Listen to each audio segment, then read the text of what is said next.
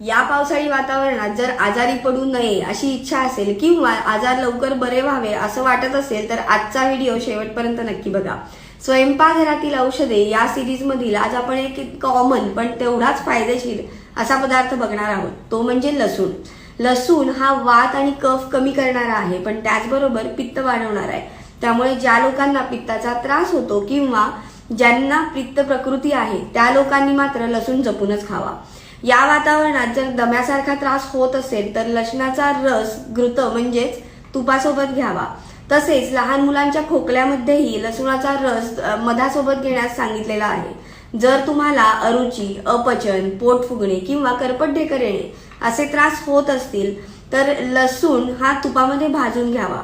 जर आवाज बसला असेल तर लसणाचा समावेश जेवणामध्ये नक्की करावा. या व्यतिरिक्त सुद्धा लसूण हा त्वचेचा ग्लो आणण्यासाठी